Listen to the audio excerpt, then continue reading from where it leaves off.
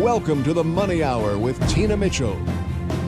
Tina Mitchell, MLO 145420, is a licensed loan originator with Gateway Mortgage Group, LLC. The views expressed by the speakers on the following program are those of the speakers and do not necessarily reflect the views of Gateway Mortgage Group, LLC, nor are they necessarily endorsed by Gateway Mortgage Group, LLC.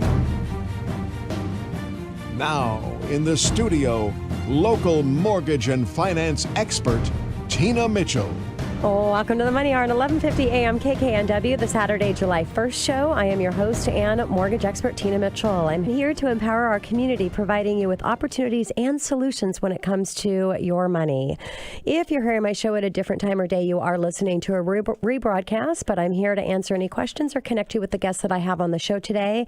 Please call the show at 1-855-400-1150. Again, that's 1-855-400-1150 or online at themoneyhour.com. And my lineup for today's show, Dan Wingard with Super University, common entrepreneurial mistakes and how to avoid them. Also in studio, I have Vincent Humphrey with Humphrey & Associates. I have a court date. Important tips to know. What do you need to do when you got a court date? And last guest in studio, first time in studio, is Terry Carlson with Irwin Services Northwest. Are you suffering from headaches, migraines, light sensitivity, struggle with reading, focused attention, and concentration that may be linked to visual perceptual problems? It'll be a great conversation with Terry. Great information and great guest in studio today. For more information on any topic discussed, please call into the show at 1-855-400-1150. Again, that's 1-855-400-1150 or online at themoneyhour.com. Let's start at today's show, as always, with a little money chat. Money.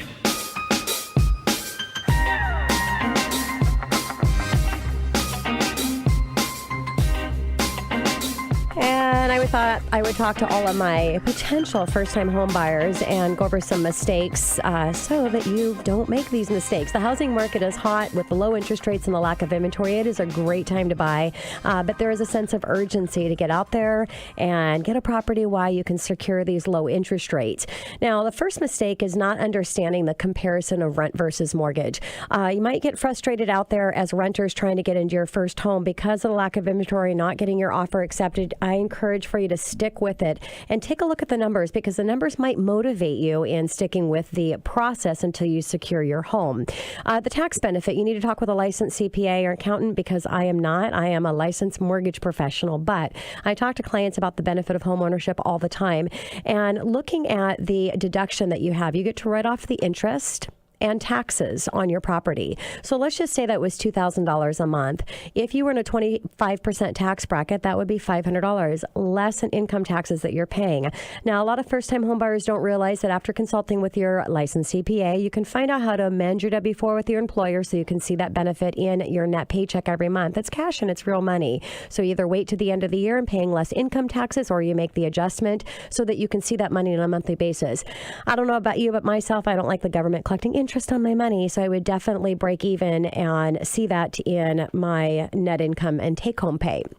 Now, homeownership as well, you've got the equity and by paying off the principal of your mortgage. So take a look at the actual principal and interest payment and see how much of that payment is actually going towards principal. What that is just money that's going in, equity into your home. So when you sell your home, whatever you've built up in that equity, plus is appreciation. Now, yes, we can't say where the market's going to go and what the appreciation is going to do, but previous guests that we've had in the show and the real estate experts and everything that's happening in our local market here with our employment opportunity and everybody coming into the market because of that employment benefit, I see that we're going to have appreciation continue for quite a while. But if you were looking, let's just say a 4% appreciation on a $400,000 property, that's 20 grand. To say 1% appreciation, that's $4,000. So you're building equity appreciation into your home, whereas rent, you're not making any money on that. Your money's not going towards anywhere except for a roof over your head for 30 days and then it's gone. Now, also just taking a look at a mortgage is It's fixed, so you know exactly where your mortgage payment's going to be. Unlike rent, if you're a renter, you know what I'm talking about because rents have increased quite high. If you just look at a 3 to 5% increase a year, whereas if you're on a mortgage payment, it's fixed. Principal and interest, if you're on a 30-year fixed rate mortgage, the only adjustment's going to be your taxes and insurance. Taxes will increase when your property increases in value. Taxes will decrease if the property drops in value. Now, also, you will pay that mortgage off at some point in time. If you're on a 30-year fixed rate mortgage, you do have a payment end in sight, whereas rent, there's no payment end in sight. There are additional costs for homeownership, so looking at that in maintenance of the home, but you do have sweat equity, so all of that work that you're putting into the home, it's helping to build the appreciation in the property, whereas any additional work that you do on a rental property, no sweat equity for that. Homeownership, there is a commitment, so you want to make sure that you're looking at that. If you're not really sure what's going to be happening with your employment and you may not be staying in the area, you might want to reconsider your homeownership because there is a commitment of staying in that property at least for a couple years, so you've got enough equity that you've built to be able to sell and recover the cost of selling. Rent does give you a little bit more freedom. So if you're not really sure what you're going to be doing as far as your location, that's something that you do want to consider. Now, also, I would consider to look or not look at your home as an ATM machine because that is an area that caused some issues in the quick appreciation that we had last time before we had the adjustment in the market. So pulling money out of your property to do something smart with that, if you've got debt that you have that you're not getting a tax write-off on that and being able to pay that off for a lower interest rate, if you want to pull cash out because you're going to be increasing the value of your property, of remodeling the property, something to look at that time. Now, not being prepared to compete in this market is another mistake that you can make as a first-time home buyer. Quick decisions important. So you've got to be ready to go and understand what you're willing to do and what you're not willing to do to make your offer strong and competitive. There's a lot of waiving of contingencies, waiving your finance contingency, waiving appraisal contingencies. So you just really want to make sure that you're working with an expert real estate agent. If you need a reference and recommendation to that, I've got some of the best ones in our local market that represent right here in studio. So please call the show for that. Really important that you've got an agent that knows how to navigate through this process. Higher earnest money and knowing how to go in with earnest money can really help your offer. Again, that money is going to go directly towards the down payment. So it's money that it's going to go towards the loan when you're closing in the closing process. Now, put the cart before the horse. You want to make sure that you're getting pre-approved and you understand what your options are. There are a lot of different loan program options that are available. So analyzing those and making sure that you understand the options that are available to you is important. So getting that all taken care of prior to. Also understanding the difference in a calculation in the mortgage payment as you're increasing or lowering the amount that you're willing to go in for a property, because you need to decide exactly where you're comfortable in making that mortgage payment and then know where that limit's going to be so you can set that limit up. Also, when you've determined what that maximum payment is that you want to make on a monthly basis, make sure that you're understanding what you need to increase in your value, because just because the property is listed for $400,000, most likely you're not going to be paying for $400,000 for that property. So you've got to make sure that you put that in the calculations when you're actually looking at properties online. Make sure that you're prepared, obviously, for the cash that you're going to need and the options that you have available for there. Inspection, your home inspection. Don't skip it. You're probably going to have to waive the home inspection to be competitive anywhere in our local market, but going in and doing a pre-inspection is going to be important. About 10% of recent home buyers that didn't have inspections, according to the American Society of Home Inspectors, these buyers were trying to cut the cost, foregoing the fee that the inspection charged to perform a 2 to 4 home search to flag materials defects of the property. But those defects can result in thousands of dollars in damage down the road. Inspection rates start maybe at $450 on an average, and depends obviously on the home size and the age of the home, but is it worth it to save $450 not knowing what's going on with that home? And not just that, but I've had great inspection representation in studio before. If you've listened to previous shows, it's really about the home and where it's going in the future is important as well. So you know what areas of things could become a problem and what you need to do to prevent for that being a costly issue for you down the road. So there's just some advice for my first-time home buyers out there. Make sure you're prepared, get into the market, stick with it. Great opportunity to buy a home. And coming up next, on the Money Hour. Common entrepreneurial mistakes and how to avoid them. Dan Wingard with Super University right here at 1150 AM KKNW after the short break.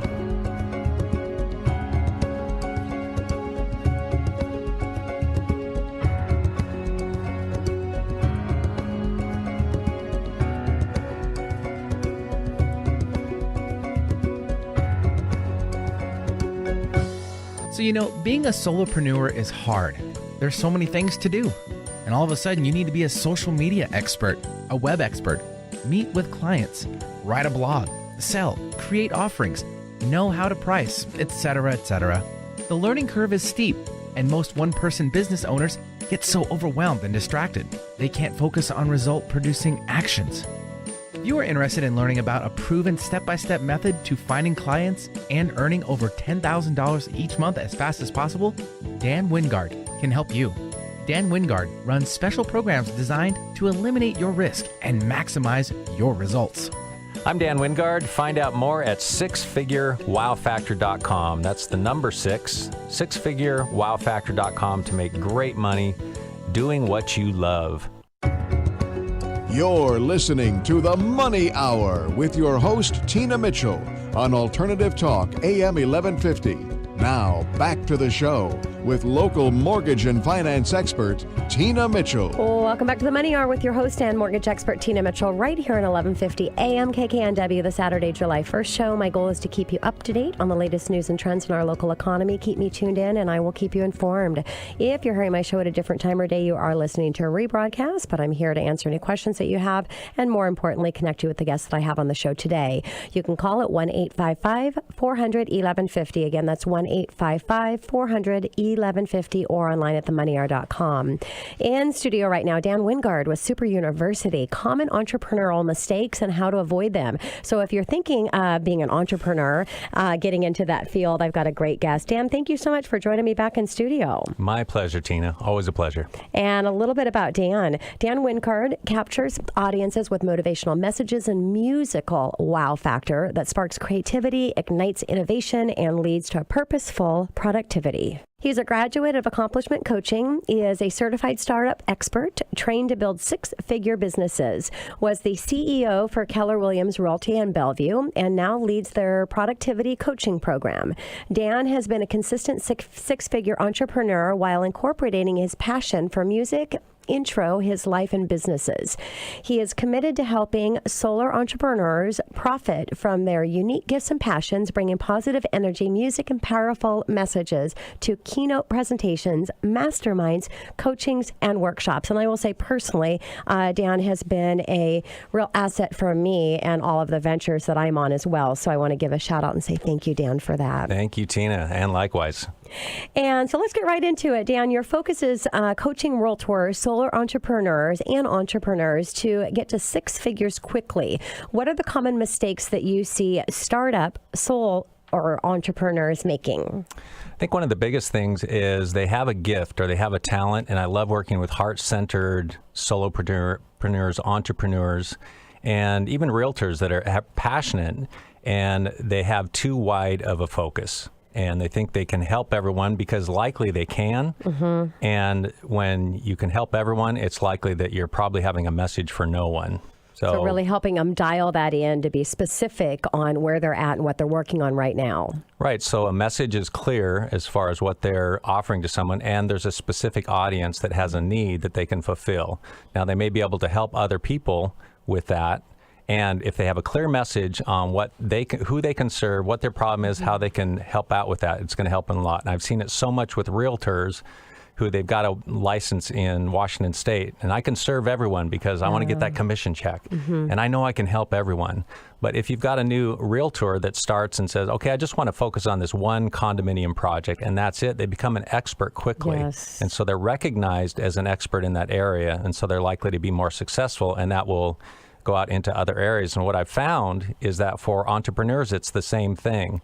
If they have a specific area that they're focused on, say life coaching, I'm a life coach, I help everyone. Now, if somebody got real dialed in and said, I'm a coach that helps folks that may have a issue with transition, and they're from 35 to 40, a female.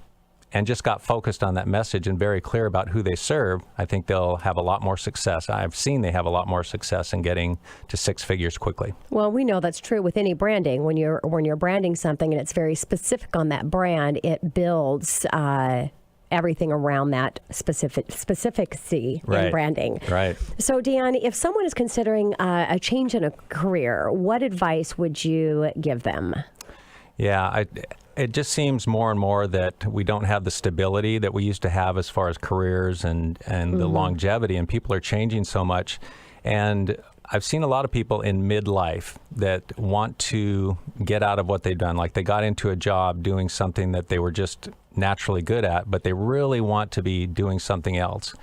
And they can potentially jump to something without really considering the consequences. And what I would offer is to leave wherever you are, leave it well, or bring your best self to that and then make a clear decision moving forward, because how you leave something is typically going to be how you enter into whatever it is the next phase that you're going to jump into. Makes sense. And Dan, the best coaches out there, they coach because of things that they've gone through and their experiences. So as an excellent coach, I'm sure that you've had mistakes that you've made in creating new businesses. Can you share? Well, I'd love to share that I would have done all of those things intentionally. I made all of these mistakes to be a great coach. Of course you did. And that is one of the reasons why I'm so passionate about this, because I've made so many mistakes, and I still do. One of the reasons that I went from being a CEO to coaching was to kind of start over and to see where these people are coming from to start something new. And so I've had the opportunity to have my own challenges moving forward in building a coaching practice. And some things for me are just that. They're focused. Like I want to help everyone. And so what's my real message? And it's a process. Sure. and develop it moving forward. So being an entrepreneur is... it can be so rewarding and so challenging at the same time. Yeah. And also, Dan, when you're venturing, especially if you're going into being a solopreneur, time can be an issue in being able to be successful if you're wasting time. So what are areas that you can be the fastest way that you can start up and start making money? One of the biggest things is people have a gift, like they have a specific talent that they want to share, and they feel like that is going to get them the business. And they'll start working on a website, they'll start getting all of these things organized, they'll want to have a perfect business and how it looks, and they'll avoid connecting with people. And the number one thing people can do getting a business going is that connection. Sure. And just continue to connect, and through that, you're going to find out more of what their real needs are, and you can get into the internet marketing, all of the website building, everything like that. And you do see that a lot, even if you're not starting a business, but in business, if you're in sales, you see that a lot in sales, where people are putting so much focus on the building and the developing, the creative side of it, but they're not getting connected belly to belly. And really, that's what you need. It's great old school. Advice. What's that? It's old school. It's old school. Yeah. So what do most entrepreneurs avoid doing? Well, it's just that. I was just going to say, it's got to be connecting, picking up the phone, yes. Now, there's different ways of connecting now, certainly through social media, and that's a real way that people connect. And that's really a way to get people to have that belly-to-belly or the face-to-face. So not avoiding people, but through social media, you can connect with people and then have a conversation. But it comes down to that. And I think that's important, Dan, definitely to meet them where they're at, which is on the social media platforms. There's a lot of things that you can do as well to work with technology to get on their top of their page, because you're connecting as friends. But not to forget, and what you just said, the purpose of that is not to avoid the face-to-face. The purpose of that is to get the initial connection, but you've got to pick up the phone, do the handwritten cards, get face-to-face with them. And here's the benefit with it, is majority or not.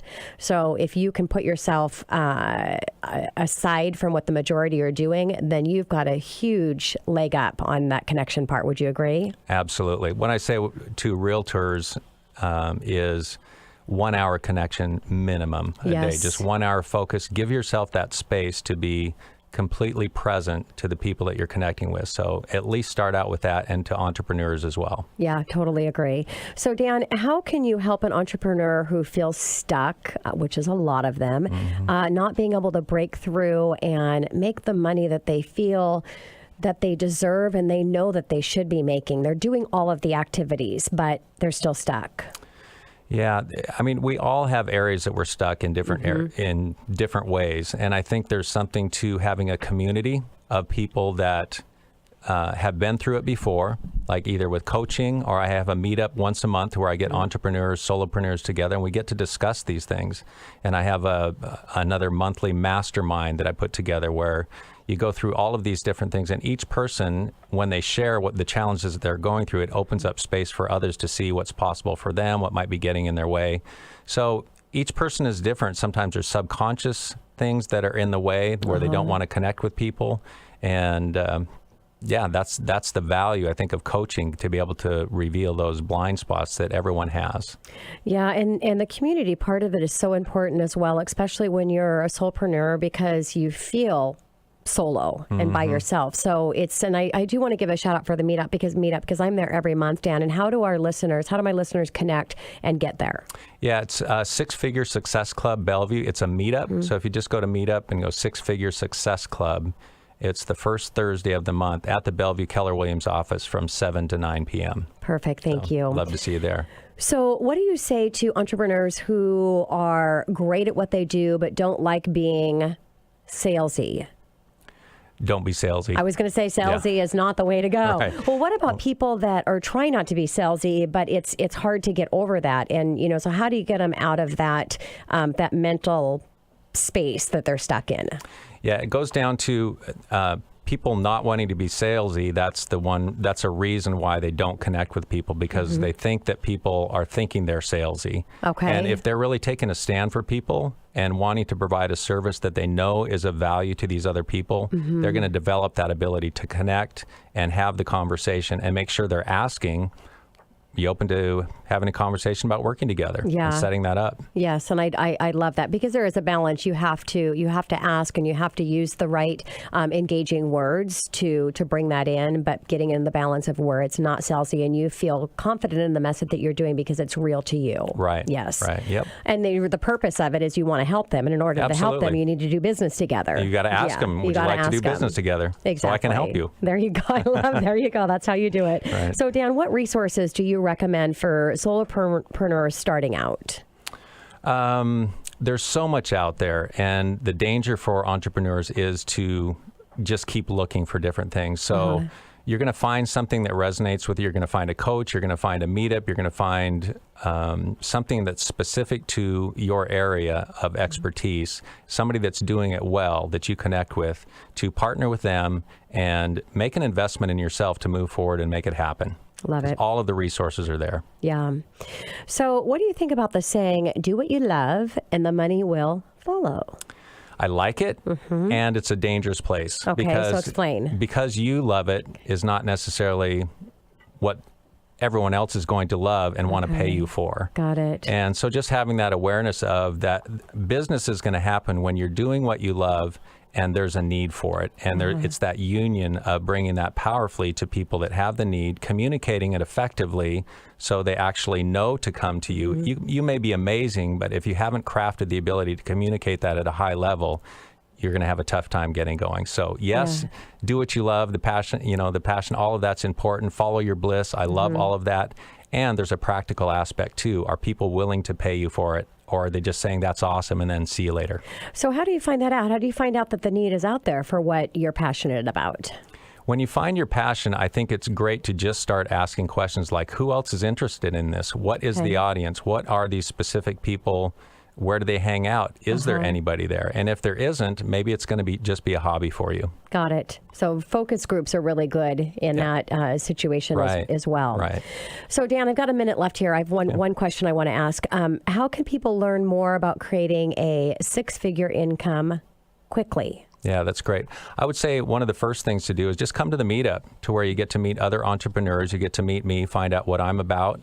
And I do have just a passion for serving others and helping them to do what they love and actually make money doing it.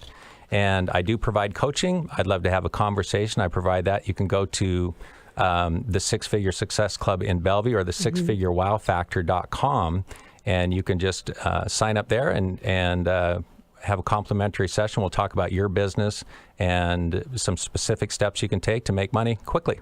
Love it. And as your host of the Money Hour, I will tell you that Dan was an inspiration for many big things for me. My book, he helped me write my song Dream. So again, I can't endorse Dan enough, and the heart that he has to serve and the difference that he's making in people's lives. So Dan, thank you. Thanks so Personally much, from Tina. me to you. My pleasure. Thanks. Coming up next in the Money Hour.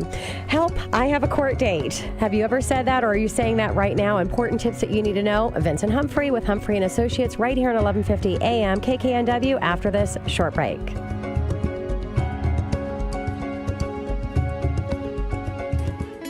Never imagined your marriage would be ending? Not sure if you're going to be the weekend parent? How long is the divorce process going to take, and who can you trust? The attorneys at Humphrey and Associates understand that these are just a few questions that may be going through your mind. You're not alone, and they've helped many people in your same position. Their mission is to serve you while you get through this difficult time. Divorce and parenting plans are difficult enough. Working with an attorney shouldn't be. Humphrey and Associates is committed to providing affordable legal services that you can trust. You need good, solid legal advice that isn't going to cost a fortune. Worry no more. To schedule your free consultation, just call 206-946-8580 or go online to halegalteam.com.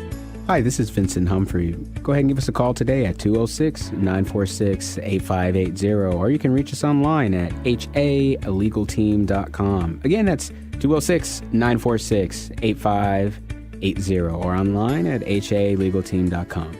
Love to hear from you. You're listening to The Money Hour with your host, Tina Mitchell, on Alternative Talk, AM 1150. Now, back to the show with local mortgage and finance expert, Tina Mitchell. Well, welcome back to the Money Hour with your host and mortgage expert, Tina Mitchell, right here at 1150 AM KKNW, the Saturday, July 1st show. I am committed to providing you knowledge needed to be successful in every area regarding your finances. Knowledge is power, and that's what you'll receive from listening to the show today. If you're hearing my show at a different time or a day you are listening to a rebroadcast, please feel free to call the show at 1-855-400-1150. Again, that's 1-855-400-1150, or go online to themoneyhour.com to connect with the guests that I have in studio. And right now I'm having a conversation with Vincent Humphrey with Humphrey and Associates. And if you've got a court date and you're asking, help, I have a court date, it's important to have some important tips. And that's why I've asked Vincent here. Vincent, thank you so much for coming back in studio. Tina, I'm so excited to be here. Good to see you. I'm excited to be here with you as well. You're always just a fun guest to talk with. So I know it's going to be a great segment with you. We're gonna have fun. I'm sure we are. A little bit about Vincent. Vincent Humphrey is an attorney at Humphrey and Associates PLLC, which focuses on family law and civil litigation. His passion is bringing justice and clarity to those in need. His experiences allow him to work well in many different situations, and his service first mentally allows him to break past the toughest scenarios. Vincent holds a Juris Doctorate degree from the University of Idaho College of Law and a Bachelor of Art degree from the University of Washington. He has advised executives from Fortune 100 companies as well as the working men and women at a local grocery store. Vincent participates in a variety of legal organizations in King County where he mentors other lawyers and is interested in helping good people going through tough situations. And I love that. Good people going through tough situations, because there's a lot of good people out there going through tough situations, and having the right representation and somebody can help them through that process is really why I love having you in studio. So Vincent, let's start out with it. It's been a little while since I've had you here. I mean, you are my attorney expert, and we've had a lot of great different conversations about what you do. But since you've been in studio, what have you been up to? Thanks again for having me here. There's been a ton. Life is great. I just had another child. We've got 3, and so we just had another one April 1st, so April's Fool baby. So, oh my gosh, that's awesome. Super excited about that. And you've got beautiful kids too. Thank you. Kids. Thank you. Well, hey kids, if you're listening to this, Dad says hey. And happy birthday to my wife. Her birthday's coming up. And happy 4th of July to all of the listeners, as this is the 4th of July weekend. So everybody listening, be safe and have a good time. Thanks, Vincent. So just thinking about going into court can be really stressful, but what should you know up front about preparing and going to court? Yeah. Let me start off with just kind of a tip. Okay. All right. So I think one of the things to know is that it's stressful for everybody. It's stressful for the attorney. It's stressful for the judge, clerks, everybody involved. It's stressful for everybody. Yeah. So understanding that may help put you at ease, that what you are feeling, the other side is feeling too. Yes, right? yeah. And you just said you came from court. I did. I just came from court and I was rushing in and just trying to recollect my thoughts. But yeah, it's a process and there's a lot that goes on. So understanding that what you are feeling, yeah, my attorney is feeling this. Hopefully they're prepared and good advocates. They should be. Yeah. But knowing that the other side is feeling this too. A lot of times, especially, I don't know if it's criminal, maybe that a listener is going through, or if it's civil, it doesn't matter. But understand that the other side, they're also experiencing a lot of those same emotions, and how you deal with those goes a long ways throughout the rest of your case. So one of the things that I tell my clients prior to any hearing is go to bed. Go to bed. Just make sure you get your rest. Yeah, it's sunny outside. Enjoy the sun. Get out. Do what you need to do. Because whenever you have your court date, assuming that everything is lined up, worrying about it in the middle of the night, playing things over in your head, it's not going to change what's going to happen tomorrow. Sure. And understanding, again, having a hearing, there's going to be some judicial officer, a judge, a commissioner, a stand-in attorney that's acting as judge that day. They're the decision maker. At best, as an attorney, I'm an advocate. I'm going to give all of my positions as to why I'm exactly right 100% every time, right? But I don't get to make the final decision. That comes from the judicial officer. So understanding that whoever has the robe on, he or she, they're the ones that are going to be giving the final, when the gavel comes down. Sure. I mean, that's really kind of for TV. So depending on how things are going, it's, when the pen drops and they say, all right, go write that up. Yeah. But understanding that that's their role. Of course. So relax and get sleep. So, you always have, every time you come in studio, today's not an exception. You're just sharply dressed and really dressed for success and really dressed for power and to have that great representation. And I would imagine when you're coaching your clients as well, that it's important how they dress and what they wear to court. Would that be correct? It is correct. I know there's probably those that are listening that say, I've seen Judge Judy all the time. I know what they do there. Well, first of all, this isn't TV. This is real life and presumably your life. So how you present yourself in court goes a long ways. I've got stories that I've seen, thankfully not from my clients, but certain judges have a certain persona and they want you, when you come to court, to be respectful. What does that mean as it relates to what you were wearing? They want you to present yourself in a manner becoming of the law. Well, okay, more specific. What does that mean? So I would say think of going to church maybe with your grandmother or something along those lines, more traditional, saying, all right, if it's a funeral, if it's a church, well, court has that same level of expectation as to exactly how you're going to be presenting yourself. So what I'll say is, yes, you want to be comfortable, but coming on let's say a July day, it's 85 outside, so you decided you were going to come in flip-flops, a tank top, and some short shorts. Not good. Not at all. And certain judicial officers will say, you know what, we're not going to hear your case until you can come in respectful. This is dismissed. And I've seen that happen where they say, look, before you can open your mouth, you're going to go ahead and become more respectful. If you know what that means, figure it out. Sure. Next case, please. And so you don't want to be in that situation. You don't want to be in that situation. Not at all. So let's say, Vincent, you get a great sleep. You're there on time. You're actually early. That's good. Yeah. I didn't even say that. Look at you. Yeah, we need to switch spots. I know what you're saying. Be on time. I have that down. We didn't talk about that yet, but awesome. That's right. You want to be there early. Exactly. So when you are I'm done here. I'm done. So what happens now? What's next, Vincent? Okay, so you're exactly right. You're there nice and early, and just to speak to that, why? On one of the things that you should know is that things come up outside of your control. There's traffic, especially in lovely Seattle, where our sunshine comes sometimes in the form of H2O. And so when that's the case, right, that extends your traffic. So understanding that there may be factors that you can't control, traffic. And that's one of the things, obviously, why you want to be there early. On top of that, your courtroom might actually change. Certain times, depending on what's going on in the courthouse, they may reassign your room. So you don't want to be rushing in there to find out, actually it's on this different floor. So those are all things even before actually talking about your situation with your attorney or by yourself. So assuming all of that's taken care of, you're there, you're looking great, you've got mints in your mouth so you're not scaring anybody away. And now I say it's time to get comfortable. And it's time to get comfortable because in certain situations, you may be one of maybe 30 cases. Okay. So understanding that, you know what? I don't know when I'm going to get called. Yeah. I might be first or I might be 30 of 30. So to that extent, if you're paying for parking on the street, don't put in 30 minutes. Don't put in an hour. Block out really kind of that whole morning and even afternoon because sometimes it even goes to the afternoon. Yeah, wow. So in order to kind of de-stress and get you present, as Dan was talking about, I can't say enough about him, just a quick plug. Yes. Dan was there for me when I was just starting off in law. So I've got a lot of high respect and regard for the man that's in the studio with us. So super excited that he's here. So to that extent, you want to make sure that you can control and take care of the things that you can. So don't skimp on the parking. I've had clients do that and they say, don't do that. Go out there, put the time in and be present and focus on why we're here today. Makes sense. So once you are called, whether you're called first or you're 30 from 30, how much time do you actually have in front of the judge? Yeah, and that depends. It depends on, again, is this civil, is this criminal? So I'll say kind of in general, you don't have a lot of time. And so to that extent, you want to, go slow.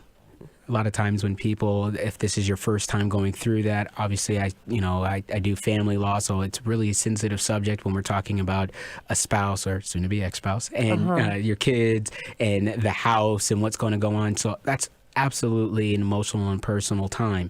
So make sure that when you are speaking, you are speaking slow. Yeah. You are speaking clear. Unlike your host here on the radio show. I won't speak to that. I'm just happy to be here. So you want to make sure that you are prepared. And however you prepare, if you're good, fine, outline it, make notes, type it up. That way it'll force you to take the thoughts that you have, commit them to paper, organize what's going on. Why? Because some of the best advocates, that's what they do. Even when I was in court today, I had my rules of law. I had the points articulated in an outline form. That way I could answer if the other attorney said something or the judge. So Got it. Just go slow. So what about what you say? I would imagine you want to be prepared and in that, what you're going to say, but what advice do you have on that? In regards to what you should actually say, the words that come out of your mouth? Yeah. You want to keep your answers short. Okay. You don't want to ramble. And answer the question that is asked. And if you don't know what the question is or you're not quite clear, don't assume, don't guess. Say, Your Honor, can you please repeat the question? I'm not sure. And if you don't remember, it is okay to say, I do not recall. Yeah. I don't quite know. Because in the court of law, when you say this is what happened, that is your word. And a lot of times you're sworn in, you've raised your hand, and there's some serious implications when you lift that hand. Yeah. So go slow and make sure you understand the question. Makes sense. So, Vincent, what if they're on the other side has an attorney, and are you in a position that you can argue with that attorney if you're not agreeing what they say, or? I see that happen all the time. It happened actually today, not my case, but you don't want to do that. What you want to do is if the other side is saying things that are aggravating or inflaming your internal passions, you want to still stay calm and reserved because the judge, he or she, is observing not only the words that are coming out, but your demeanor. Yeah. And this is their only opportunity. When you say, look, I'm a controlled individual and I'm a really nice guy or I'm a nice gal, and then the next moment you're cussing or you're saying things or you're throwing your paper at the other side because they said things that were unpleasant to you, of course, your credibility's out the window. Yeah. So you want to know that the judge, he or she, sees this all the time. So well, it's just like everything else we do in our life. When you're going to a job interview, when you're trying to earn business from a client, the way you present yourself in your relationships and at your workplace, it's the same thing. You want to come and present the best because there is going to be a judgment on the whole package. So we've got a minute, Vincent. Key takeaway. So fast. I know it always goes so fast. So key takeaway on court hearing process. Okay, so know that the judge, they're making making a decision based off of what they have in front of them. So it's not just what you've said. Any paperwork that you've submitted, even if you don't say it orally, that's all a part of their decision. So know that if you wrote it down and you're not really good on your feet or speaking, they've seen your paperwork. So they're making their decisions off of what you're saying as well as what was written down. And then also know that losing in court, it does hurt, but know that that's not the end of the world. So to the extent, as I've said on previous shows, that you can try to work through agreement prior to, do that. And like the great Annie said, the sun will come out tomorrow. So you'll get through it. Love it. Vincent, thank you so much for coming back in studio. Truly a pleasure, always. And coming up next in the Money Hour, are you suffering from headaches, migraines, light sensitivity, struggle with reading, focused attention, concentration? That may be linked to visual perceptual problems. I have Terry Carlson with Erlin Services Northwest right here in 1150 AM KKNW after the short break.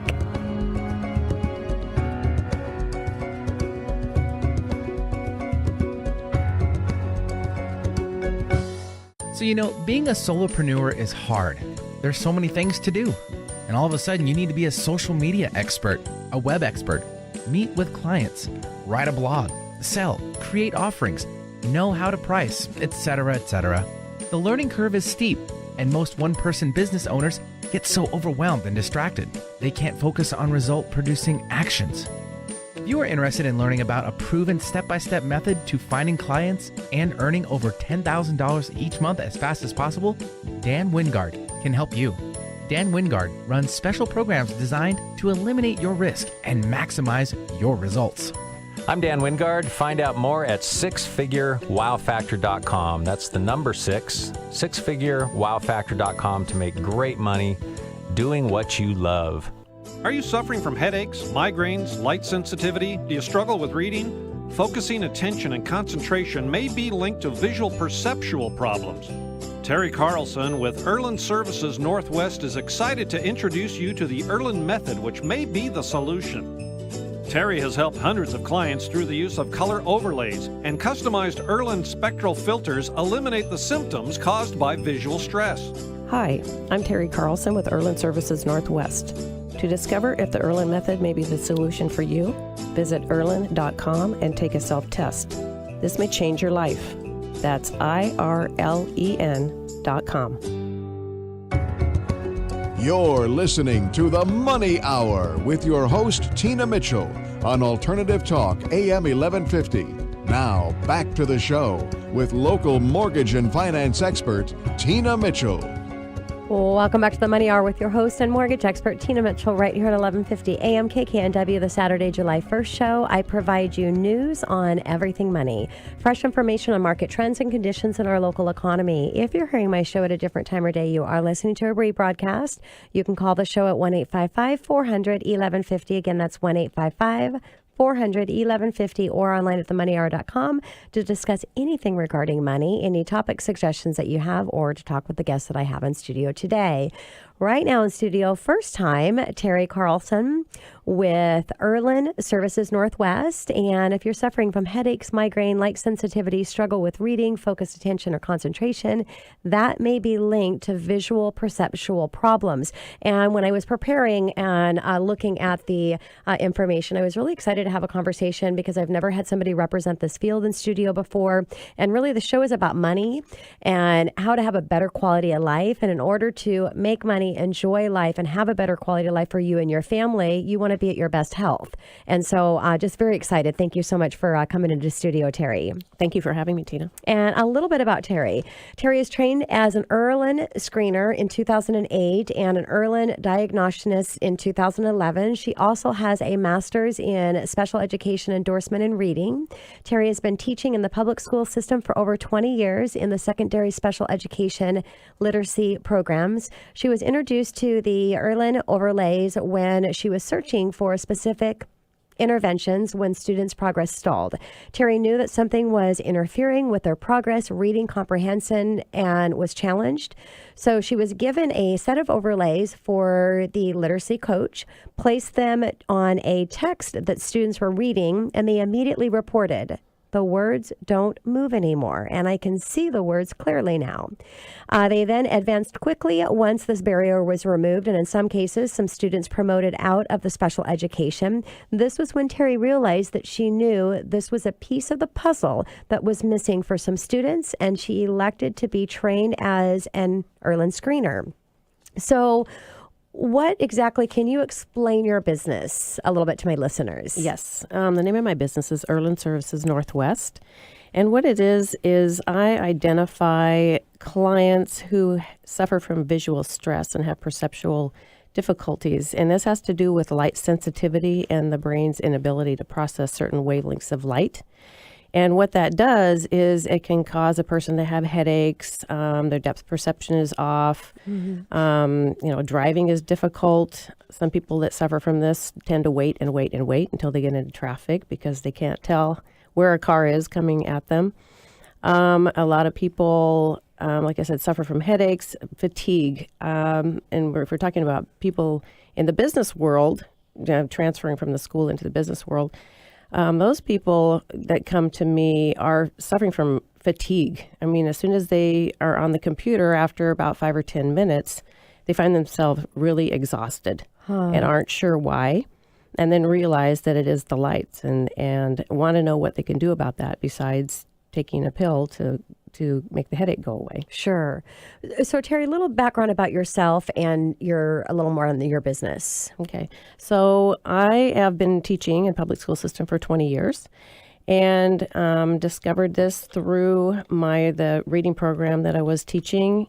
And many of the students weren't progressing. They stalled. And so I was able to obtain the overlays that helped the print remain stable. Many of them weren't aware that the print was actually moving because this is an inherited issue.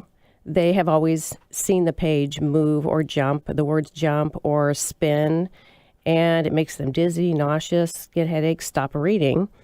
And once those overlays are placed on the page, those distortions are stopped. And so from there, I became a screener and identified those issues for other people, and then became an Erlen diagnostician. And the difference between the two is that I customize spectral filters for people so that their environment stops moving, because most of the time, if they have reading issues on the page, the environment is also moving and changing and warped. The floors can be warped and the carpets can be lifting off the floor. Wow. So it's Erlen syndrome. Yes. Okay, so, and that is, we were talking earlier, and it's a pretty high percentage of people that have this. Right. It's the 12 to 15% of the people have this. They just aren't aware of it because they were born with this, and so they don't know any different. Right. So their brain is processing the visual information that they see this way. So what about the testing for Erlen testing? What does that look like?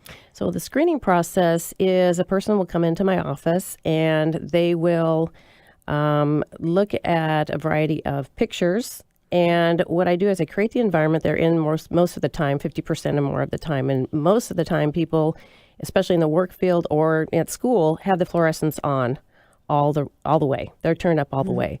So what that does is that accentuates the issues that they're seeing on the page. And the screening process is mostly creating awareness in what is happening on the page. And when you ask them what's happening to the word and they look at the word and focus on it, it can be moving, or the words could be shifting, or some of the letters are darker than others. And then they start seeing colors on the page. Blotches, or the words grouped together, or there's rivers running down the page. So a lot of it's creating awareness for people of what actually is happening. Then when we put the color overlays down and they select what colors work best for them, and as soon as we get the right combination of colors, all of those distortions go away. Wow. So it's it seems that it can be an easy solution and a fix. As we were talking earlier, it never goes away, but instead of having to take medication, you can actually have an easier solution for that. Right.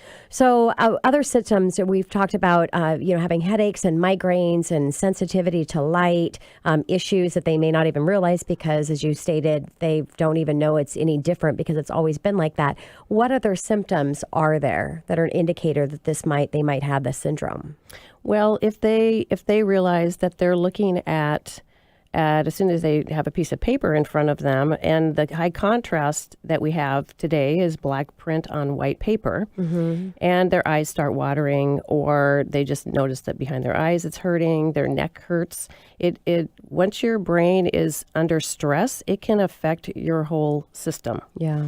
And so some people get stomach aches, they get nauseous. They can actually, I've had clients actually tell me that they throw up when they start reading. Wow. Their whole system changes and adjusts.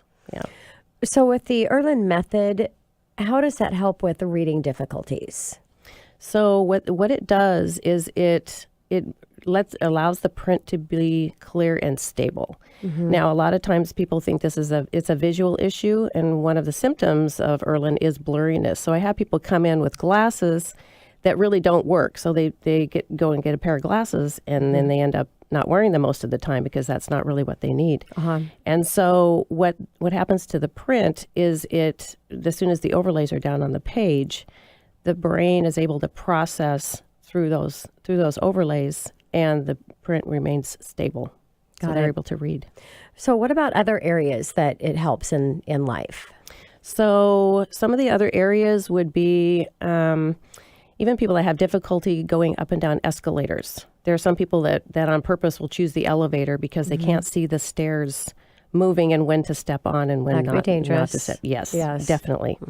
Some of them are like they count stairs when they go up and down the stairs. They blend together. There's some hotels that I've been in recently that the way they lay the carpet is it's in a lot of squares, and each edge of the step lines up with the next one, the way the carpet is placed. And there's some, these people can't tell when the stairs starts and stops. Wow. Music, people that read musical notes, a lot of them play by ear because they can't read the notes. The notes are moving, they don't stay stable.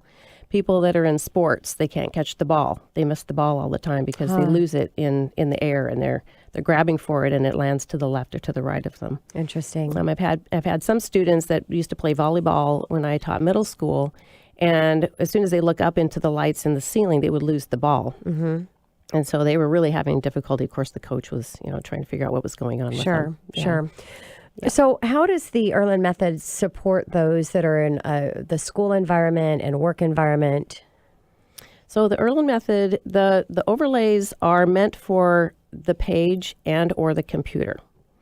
Now, the filters that when we customize for a person's brain is for the whole environment. And in the workplace, of course, we're flooded with fluorescent lights. And I've heard people discuss like when they go to a meeting, and you go into the room, and there's white tables and white chairs, and you've got a light right over the top of your head, and somebody's working on the screen, and so you've got all of those. Your brain is just flooded with light, and so they're unable to focus and concentrate. So they get fidgety.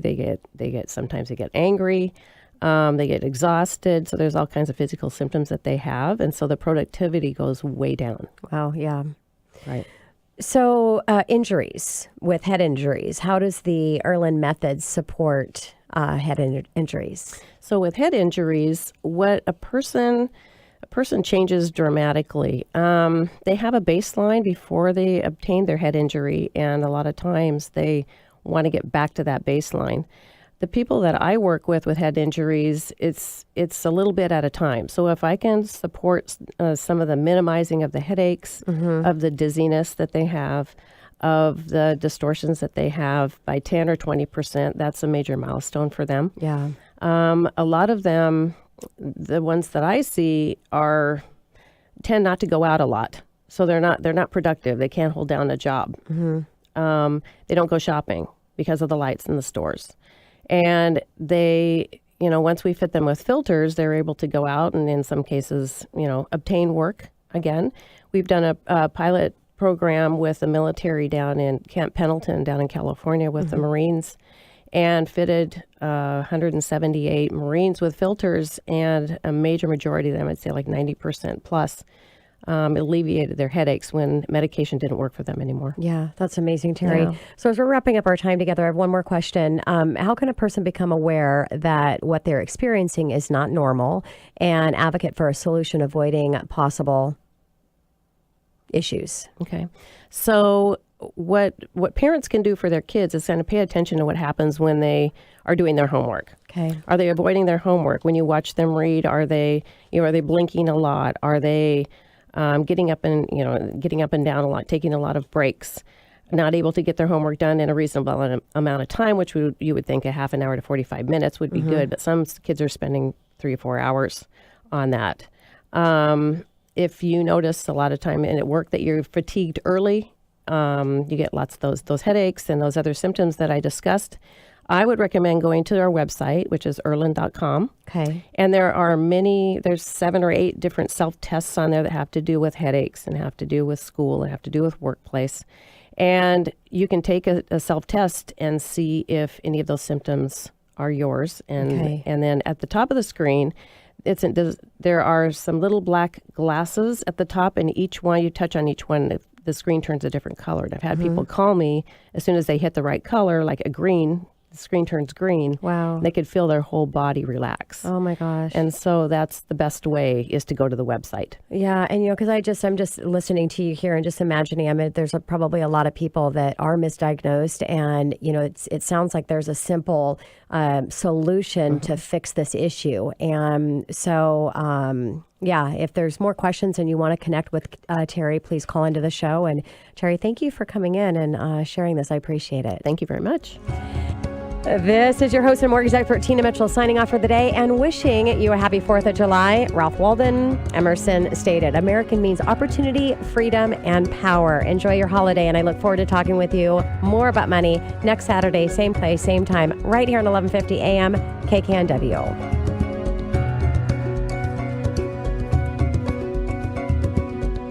Tina Mitchell, MLO 145420, is a licensed loan originator with Gateway Mortgage Group, LLC. The views expressed by the speakers on the preceding program are those of the speakers and do not necessarily reflect the views of Gateway Mortgage Group, LLC, nor are they necessarily endorsed by Gateway Mortgage Group, LLC.